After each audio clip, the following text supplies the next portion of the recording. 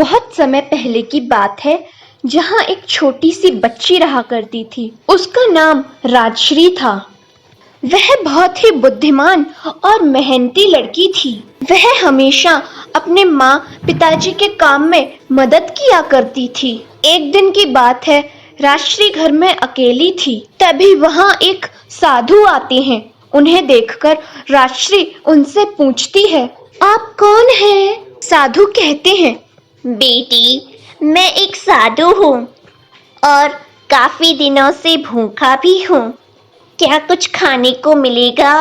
राजश्री बोलती है, जी जरूर। थोड़ी देर बाद राजश्री साधु के लिए खाना लेकर आती है। खाना खाकर साधु बहुत खुश होते हैं और कहते हैं, मैं तुम्हारी सेवा से बहुत खुश हूँ और इसलिए मैं तुम्हें एक उपहार देना चाहता हूँ।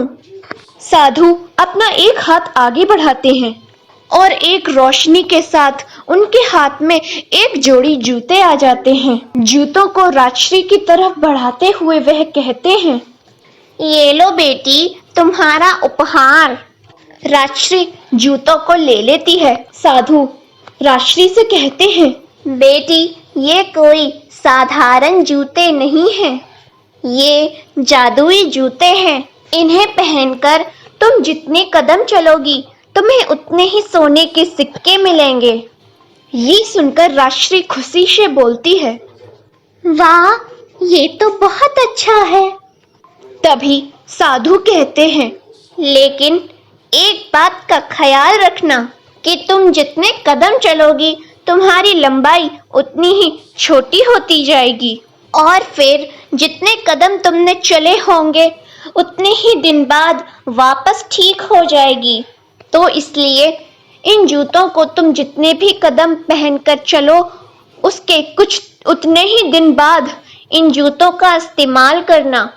राजश्री को ये बात समझाकर साधु वहां से चले जाते हैं और राजश्री अपनी चमकती आंखों से उन जूतों को निहारती रहती है। राजश्री के मन में लालच आ जाता है और वह सोचती है, अगर मैं इन जूतों को पहनकर पूरे घर में घूमूं, तो मेरे पास कितने सारे सोने के सिक्के हो जाएंगे। ये सोचकर राजश्री अपने कमरे में जाती है और उन जूतों को पहन लेती है। वह 4 कदम चलती है, तभी उसे साधु की बात याद आती है, जितने कदम चलोगे उतनी ही लंबाई छोटी हो जाएगी। लेकिन फिर भी राजश्री सोचती है, अभी तो मेरी लंबाई बहुत बड़ी है, तो थोड़ी छोटी हो जाएगी, उससे कोई फर्क नहीं पड़ेगा। ये सोचकर राजश्री अपने जूतों को पहनकर सारे कमरों में घूमने लगती है। वह काफी देर तक बस ऐसे ही घूमती रहती है।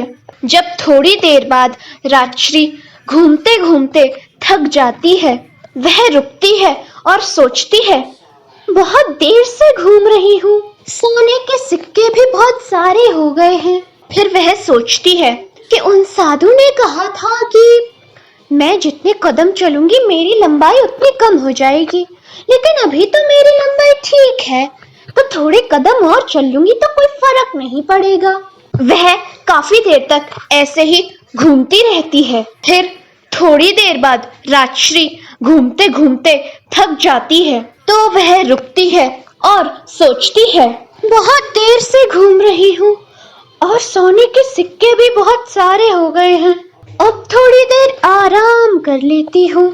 ये सोचकर जैसे ही राजश्री अपने बिस्तर की तरफ बढ़ती है, वो देखती है कि अब वह उस बिस्तर तक नहीं पहुंच सकती, क्योंकि अब वह एक चूहे जितनी छोटी हो गई है और उसका बिस्तर अब उसके लिए बहुत बड़ा हो गया है।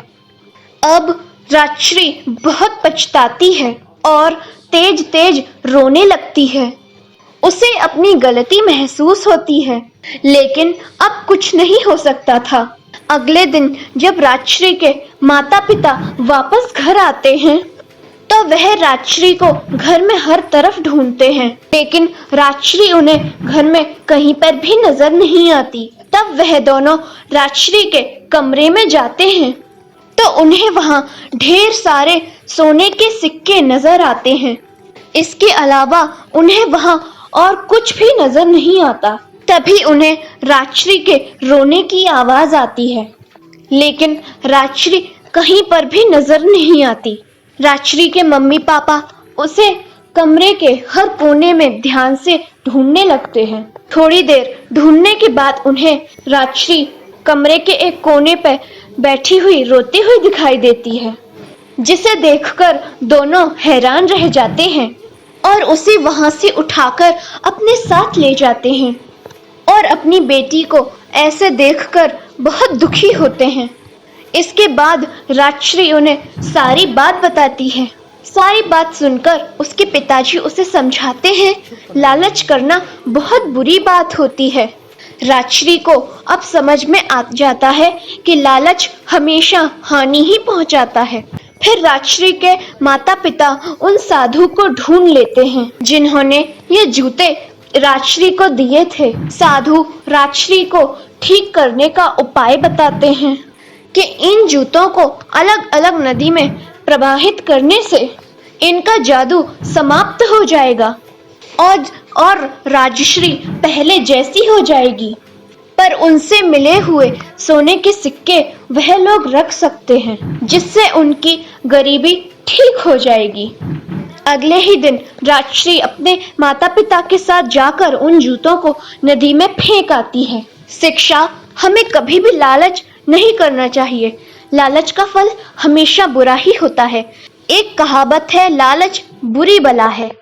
दोस्तों, अगर आपको ये कहानी पसंद आई हो तो लाइक करें, शेयर करें, हमारे चैनल को सब्सक्राइब करें, साथ ही बेल आइकन पे क्लिक करना ना भूलें, जिससे हमारे वीडियो की नोटिफिकेशन आपको मिलती रहे। धन्यवाद दोस्तों।